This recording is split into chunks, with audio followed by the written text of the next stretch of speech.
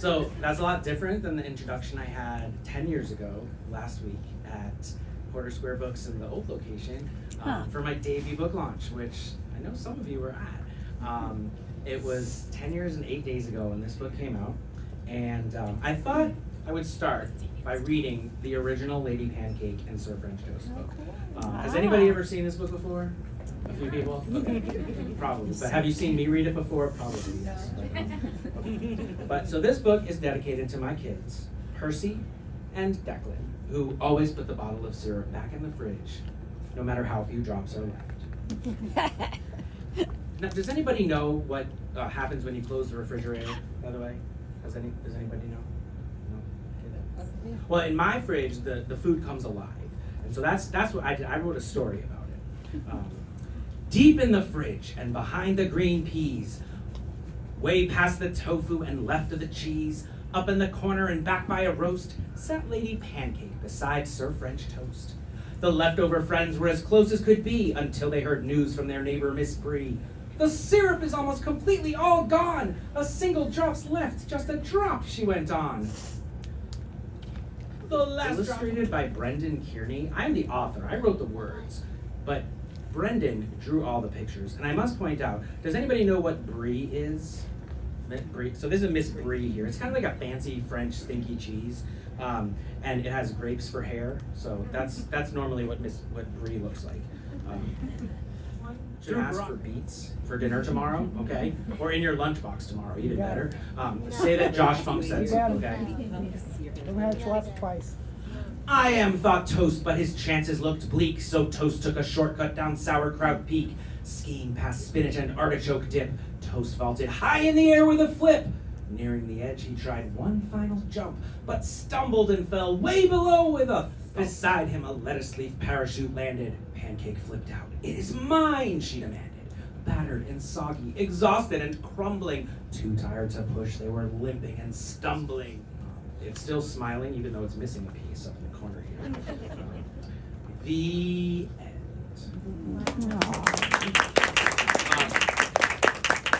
So now, when I wrote this book, I did not know it was going to be a series. It was my very first book that I had published, and I loved Brendan's art. I knew when I saw it that I wanted to tell more stories in this world, but I think there's a lot of authors in the room here. I think a lot of us feel like when we see the art that our illustrators draw, we're like, oh, I want to tell more stories in this world. This art is amazing. And so I wrote a sequel, even though the publisher did not ask for one. And fortunately, they did a really good job publicizing this book when it came out, and they were interested in a sequel. And I wrote the sequel. Originally, it was actually supposed to be a holiday book, this sequel, because I thought, sequels are sometimes disappointing. Have you ever noticed that about movies or books, that sequels are often not as good? And I thought, well, what if it's a holiday book? Everyone likes the holidays, so you can't dislike the sequel if it's a holiday book, right? So I thought that was like a cheat. I thought that was an easy way to get around the whole sequels being disappointing thing.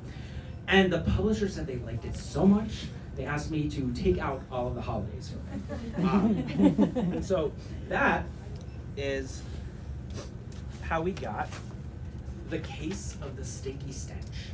I'm not going to read them all too, don't worry. But The Case of the Stinky Stench, I did keep the same culprit is a holiday food, the Stinky Stench, but I'm not going to tell you who it is in case you haven't read it. And I'm pretty sure they have a few copies of all the other books in this series, besides the new one over at the desk. But I also did not realize this right away, but when I started writing this book, I think I realized this after the third or fourth book, but I pretend I planned it. These two things. Number one, I thought that whenever you write a story, it's really important that your characters have some sort of problem or a conflict that they run into. And in this case, in the first book, the problem was that there's only one drop of syrup left. And has that ever happened to anybody where there was only one piece of pizza left or one piece of cake left and you had to argue with somebody over who got to eat it? Yeah? I see a few of you saying yes. Well, that's a fridge problem that you and I might have, right? In Lady Pancake and Sir French Toast, this is sort of a fridge problem. And I thought, what other problems could there be in the fridge? And And has anyone ever opened the fridge and smelled something kind of funny? Well, that's another fridge problem. And it's always the thing you least suspect. It's not usually a stinky cheese. It's often like a carrot stuck in a corner. That's not the culprit in this book. But and so then I thought, well, what other problems could be in a fridge? And my next idea was, has anybody ever opened the fridge and things are a little bit too cold, starting to freeze over, get a little frostbite, maybe your cream cheese turns into a block of ice, or ice chips in your lemonade or orange juice? Well, that's what happens in Mission Defrostable. Now in this one, Lady Pancake and Sir French Toast have to help Agent Asparagus try to figure out why the fridge is freezing over. She works for the FBI, the Fridge Bureau of Investigation. And oh, I forgot to mention, in this one they're helping Inspector Croissant try to figure out the stinky stench. Now, I was getting questions from kids just like you when I was going to bookstores and libraries and schools with these 3 books. And the most common question I got was, how are Lady Pancake and Sir French Toast not stale yet? Because they've had multiple adventures over many years, and on the very first page of the very first book it says that they're leftovers. You just saw that. So, and I thought, you know what? I need to address that. So the fridge problem in book number 4 is, has anyone ever opened the fridge and you were excited to take something out to eat it, but when you went to grab it, it was all moldy and spoiled and gross and disgusting? Has that ever happened to anyone? Well, that's what happens in Short and Sweet. And in this one, Lady Pancake and Sir French Toast do start to go stale. And so they visit Professor Biscotti. Now she has a de-spoiling ray. Unfortunately, it works a little bit too well, and it shrinks them into tiny little kids. Yeah, so this one was it needed to be reprinted recently. So it hasn't, it's back, but it was hard to get for a while. So, but yes, it is a new one. You should definitely buy it. But so you can see that it accidentally shrinks them to little kids. You can see she's got a little teddy bear, he's got a blankie, and no mustache. And it was also around this time that I realized all of these books were sort of different genres. So the first one was a race for the last drop of syrup. So you could say a sports book, or at least a race book. The second one was a mystery, kind of an adventure mystery.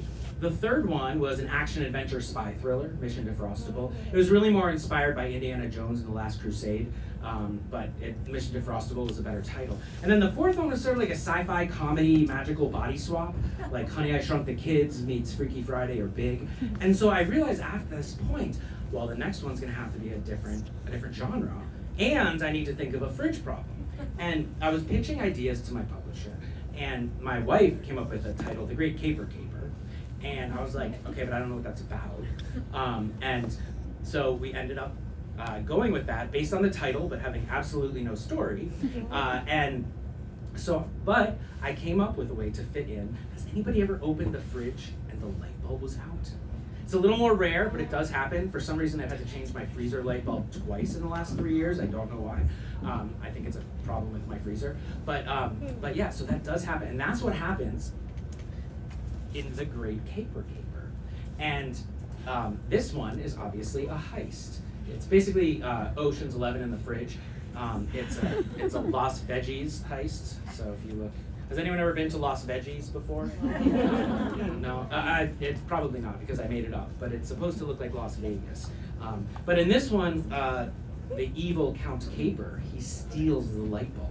And Lady Pancake and Sir French Toast have to try to steal it back.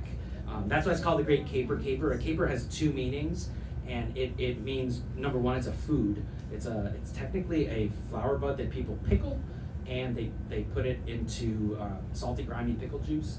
And I don't really like capers, which is why I made him the villain. And he steals the light bulb, right? So the second meaning of caper is a robbery.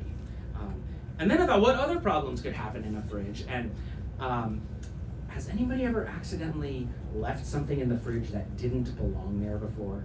Like that time I left my keys in the fridge with my iced coffee and I couldn't find them for a whole weekend. No. One time I opened the fridge and guess what I found? An iPad. One of my kids left an iPad in the fridge. And that's what happens in Attack of the Scones. So in this one, something is in the fridge that doesn't belong there, and some other things come to get it back. Now, so this one's an alien invasion, and we have another fridge problem. And so I was talking to my editor, and somebody asked me this earlier at the little meetup, and I thought I would explain it here. I did not come up with the title for Whodonut. Not exactly, at least. I was suggesting ideas for the next genre, and I said, oh, we could do like an adventure with like something like National Treasure, like a treasure hunt. I really want to do one called Cabinet in the Woods, which would be like a horror one, but that wasn't gonna fly. And so, but I said we could do like, I don't know, like a whodunit, and my editor said to me, oh, well, better have a donut in it. And I did not know why she was saying about that, why she mentioned that. And then like 6 hours later, as I was going to bed, I was like, oh, I get it, donut, because I said whodunit. And that's where I was like, well, that has to be it. That has to be the title, and that has to be the book. And so this is Whodonut. The fridge problem is, in this one, again, I just retrofitted afterwards, but it's good to have that fridge problem that kids can associate with.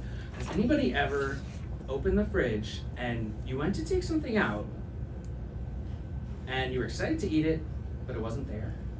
Like, I remember buying it at the store. I saw it there yesterday, but now it's gone. Has that ever happened to you? Yeah, it's happened to you. Well, that is what happens in Whodonut. And I'm going to read this to you now. For the very first time, not on a screen. So this is Whodonut. So it says, for you. Yes, you. You reading this book right now. Oh, that's me. That's right, this book is for you. So, I wrote that dedication at some point, and that's the first time I've read it in 6 months. Deep in the glistening heart of the fridge, over by Breadway and Golden Cake Bridge, the holiday season was well underway. The nuts and the crackers rehearsed a ballet. The gifts had been wrapped and the lanterns were lit. All of the angel hair stockings were knit. Out by the mailbox collecting the post stood Lady Pancake beside Sir French Toast. And if you look over here, you can see Brendan. He made up a bunch of, Brendan Kearney, the illustrator of all of these wonderful books. He came up with a bunch of funny Breadway musicals like Starlight Espresso, My Pear Lady, Beauty and the Beats, Figula on the Roof. And did you get the nuts and the crackers rehearsed ballet? Yeah. Checking the envelopes, Toast gave a cheer. Fighting off villains with friend after friend, but all hero stories must come to an end. Pancake and Toast sat in utter despair. Murmurs of baffling shock filled the air. Say it ain't so, Spuddy Holly then wailed. That's probably a Weezer reference. Truthfully, Agatha Crispy exhaled. It's time she retires and doesn't look back. That's when the lights in the room all went black. Back in the study, the foods reassembled. My book, did you locate it? Agatha trembled. None of the searchers had found any clues. Regretfully, each of them shared the bad news. Pancake said, who'd know the mansion's trick doors? Toast said, and who would leave greasy, slick floors? Blushing, the butler said, yes, it's all true. This was my holiday present for you. Announcing that this was the last book you'd make, it melted my soul and it made my heart break. I thought a new mystery might change your mind. A stolen book puzzle for you to unwind.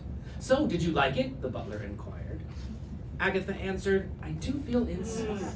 Who I regret not using in the great Caper in Lost Veggies. And that is the end. And we have a sideways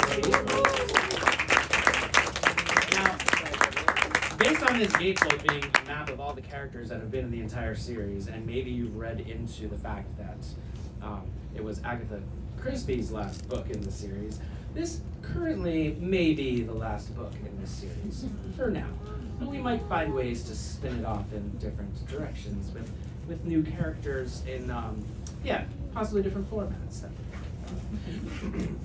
Nothing's signed under contract, so I can't say anything. But yeah, and so that is Whodonut. I wanted to thank Kyoko from Petite Sakura for making the cupcakes and donuts. They're homemade, it's your bakery business. Yeah, it's not yeah. home. So in Boston, and follow her on Instagram or all the social medias. They're great. And they're all vegan too. Her bakery's not vegan. I just requested that the foods are vegan. She will use animal products if you want. Also, thank you to the Porter Square Books for hosting this. Has anyone ever been to this bookstore before? Has anyone ever been to this location for this bookstore? Is it their first time here? So, in case you know, does anybody know any teachers? Anyone know any teachers? Okay, so I'm married to a teacher. Is anybody married to a teacher? No? Okay, a few. Well, so I know for a fact that teachers have enough mugs and candles. So if you're ever planning on getting your teacher a gift for the holidays, or beginning of the school year, end of the school year, whatever, I highly recommend a gift card to an independent bookstore. Porter Square Books has gift cards here, and they can buy their books for themselves, books for their classrooms, and possibly mugs and candles if they really want. I think I saw some around here, but yeah. So definitely consider a bookstore from your local independent gift card from your local independent bookstore. I also have. Everyone can take home these posters, or one poster, not all of them. Of it is the scene from Agatha Christie's Study with the big library shelves. And if you look really close, Brendan added all these funny things like the hard-boiled detective egg, Edgar Allan Poe, Chef on the Nile. I think there's a bunch of other little Easter eggs, I guess you could call them. Pun intended. But yeah, some posters here. And yes, did you have a question? I wondered if he brainstormed with you or he came up with that. He came up with most of them, I think. I may have come up with some of the other books that Agatha Christie could have written. And then there were Buns is one of them. And so, but yeah, so there's but yeah, he comes up with basically everything that has to do with the illustrations. He comes up with the funny band names at the end. He's got Elvis Parsley, Juice Springsteen, Spuddy Holly is from an earlier book. The Peach Boys. He's got Jimi Hendrix, a whole bunch. We should definitely do a musical book in the future at some point. I had another thing too. So I wanted to share a couple food books with you that I really like that have come out recently. This is from a couple years ago. It's called "I Want to Be Spaghetti," written by Kira Wright Ruiz and Claudia Lamb. And this book is about a ramen. Does anybody like ramen? I think there's a few good ramen places around here. So it's about a ramen who wants to be a spaghetti, but learns a little bit about how to have confidence in yourself and appreciate who you are. And then this book here is called 7 Samosas Counting at the Market by Kabir Sengal and, probably should have practiced, Surishta Segal. Don't know if they're related. And illustrated by Jingjong Song. And it is, does anybody like samosas? Yeah. My son's really into samosas. But lots of different Indian foods. And but this is a counting book, but it's non-fiction-y because it has a lot of different foods. And I was wondering, is anybody's birthday in September? Does anybody have a September birthday? Yeah. So here, I thought maybe you would like to take this book. And is anybody's birthday not in September? Would you like to take this book home with you? I already bought them here and paid for them, so don't worry. Don't pay for them again. I mean, you can if you want. But yeah. So does anybody have any questions about being? Oh, you have a question? Yes. What is your question? Do you want to talk into Oh, you want to use the microphone? We've got an extra I can one. hear you. You talk into here. Tell him your question. How you like the book? How do I write the books? That's a really good question. Do you like to write? Do you like to tell stories? Yeah? So usually what I do is I write them on my computer or sometimes on my phone even. And some of my best places for getting ideas, the 2 best places I have for getting ideas. Number 1 is in the shower. So when I take a shower or a bath, I don't know if you're into baths. And number 2 is right when I'm about to fall asleep, like right before nap time. Those are my best times to get good ideas. So usually I write them on a computer, and but you could probably have somebody type up the story for you. If you tell them the story, I bet, I don't know, there's probably computer programs that can do it for you too now. But yeah, when I was a kid, I used to write stories, and then I'd have a family member type them up for me. So yeah, how do you write books? Do you use a pencil and paper? Yeah, that's a good way too. So are there any other writers in the room? I think more than half the room is writers. So, does anybody else have a question that they wanted to ask? It's okay if you do. Yeah, Kaija. So you have a number of series. And you also have a full-time job. How do you work on multiple projects at once, or are you working on one series at a time? I'm usually working on lots of different things at different times and at different stages because it takes a long time to make a picture book. I may write the words, and then it might be 2+ years before it ends up. And it takes a lot of time to draw the pictures for a book. Writing the words, I'm writing about 500 words, but I know there are also some illustrators in this room. I actually wrote a book. It's not coming out until May 5th, but it is illustrated by this awesome illustrator named Renee Carilla. She happens to be here in the corner over there. It's called, the one blushing, it's called The Dino Door. This is a book, it only has, I think, 20 different words in it, and I actually wrote it in the shower. It took 2 showers to write, but I'm pretty sure that it took Renee more than the length of 2 showers to illustrate. So I think that there's a lot of different projects that I'm working on at different times. So I wrote that, and then I sent it off, and then Renee spent like a year drawing the pictures, and there was a year in between while they were trying to figure out all the contracts and business stuff in between. But so I think I'm a software engineer. That's my day job. But I'm married to a teacher, as you know. So I work 40 hours a week. My wife works like 60 to 100 hours a week.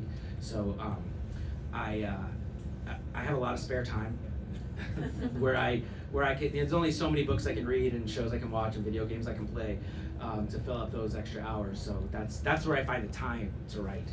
And I'm only writing. I'm not illustrating. Illustrating is a lot more work. I don't know if they get paid more to illustrate. They should though.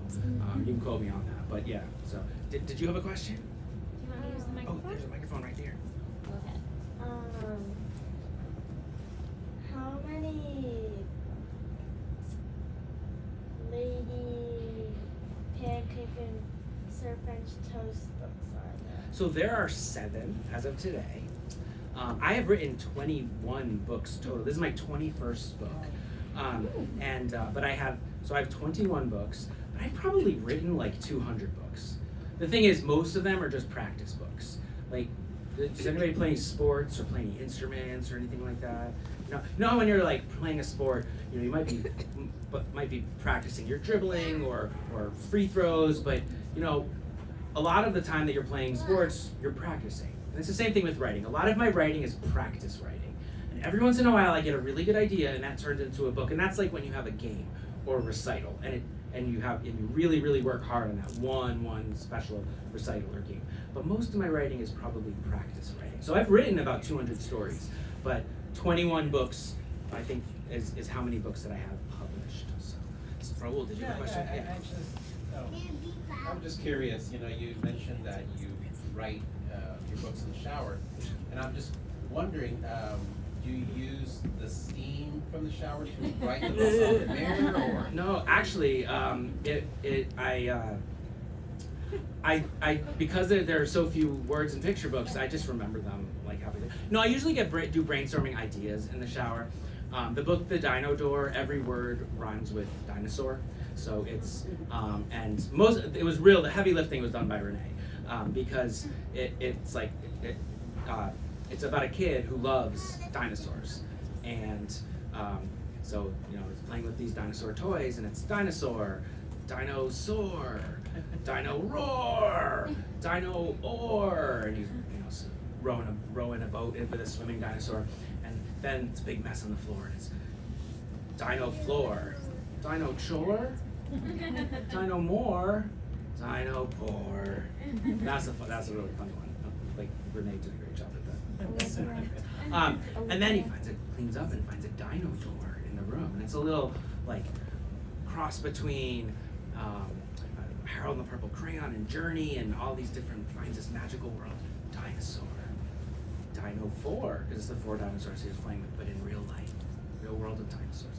Dinosaur, Dino Roar, Dino Or, Dino Explore, and then that's the only 2-syllable word. But so that's the book. 2/3 of it at least. Much better with illustrations, I promise. But yeah, so for that one, I was really just trying to figure out a plot using certain words. I like to do that with a lot of my books. I'll think of, I have a book called My Pet Feet, and I think you've seen that one. And so the whole book is written without the letter R. So I did a lot of brainstorming about words that didn't have letter R. And if you took an R away from a word, it would become another word. And it's my cleverest book so far.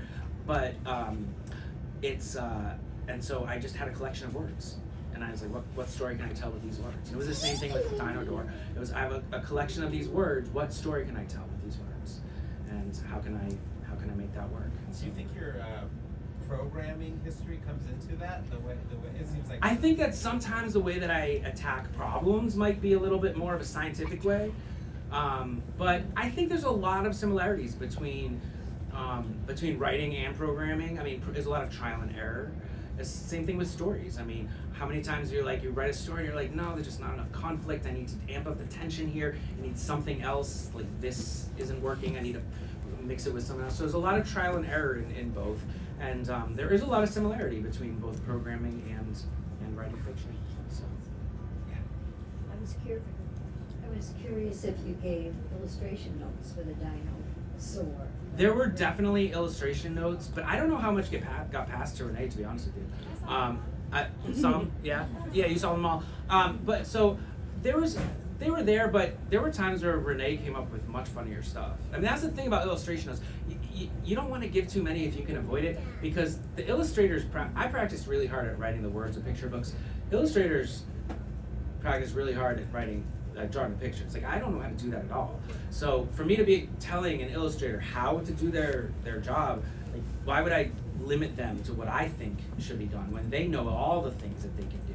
And so oftentimes it's better to leave it as open as possible, because and I hope Renee ignored illustration notes when it didn't matter, because I think, and I mean, I kind of forget once I see the pictures what I might have said, but there are definitely times where, Renee knows how to draw books better than I do.